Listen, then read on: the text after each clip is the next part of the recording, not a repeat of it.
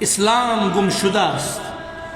اسلام کو گم کر بیٹھے ہو. باید پیدائش کنید، جاؤ اور اس اسلام کو جا کے تلاش کرو. یہ آواز جو امام نے دی کہ اسلام کو کھو چکے ہو، اسلام کو گم کر چکے ہو، یہ امام نے کسی صحرا میں، کسی جنگل میں یہ ندا نہیں دی، بلکہ ایک دینی مدرسے میں، ایک حوزہ علمیہ میں یہ ندا دی، جہاں لوگ دین پڑھ بھی رہے تھے، دین پڑھا بھی رہے تھے، دین پر عمل پیرا بھی تھے. ایسے میں آ کر ایک ندا بلند کی کہ یہ جو تمہارے پاس ہے وہ حقیقی اسلام نہیں ہے، یہ دین التقاطی ہے. اس کے اندر بہت ساری چیزیں شامل کی گئی ہیں، بہت ساری چیزیں اس سے نکالی گئی ہیں. یہ اسلام امریکائی ہے.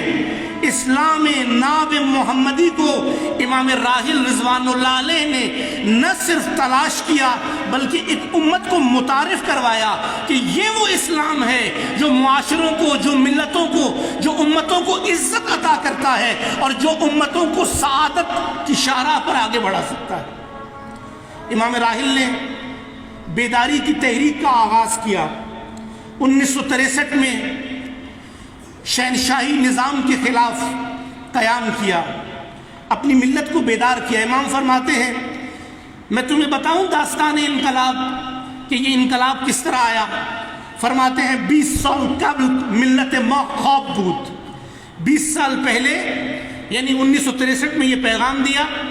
کہا 20 سال پہلے، 1980 میں امام کا یہ فرمان ہے.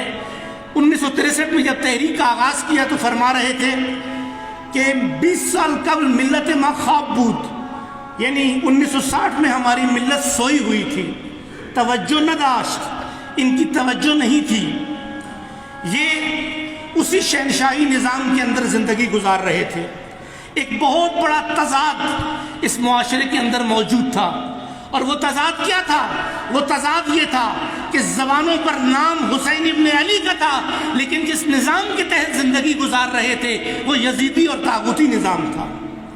امام راحل نے بیداری کا پیغام دیا، ایک ملت کو حقیقی اسلام متعارف کروایا، وہ دین جس کا منبع قرآن اور اہل بیت ہے، جس کا منبع قرآن ہے. امام خمینی نے جو دین پیش کیا اس کی اساس فرقہ نہیں ہے بلکہ اس کی اساس قرآن و اہل بیت ہے. وہ دین ایک ملت کو متعارف کروایا اور اس تحریک کو آگے لے کر چلے. اس راہ میں امام راحل رضوان اللہ علیہ نے قربانی دی.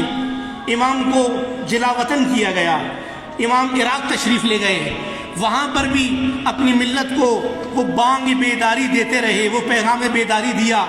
اور جب دشمنوں نے دیکھا کہ اس بزرگ کو، اس فقیہ کو ہم اس راستے سے نہیں روک سکے تو پھر مجبور کر دیا کہ عراق کی سرزمین بھی چھوڑ دی جائے.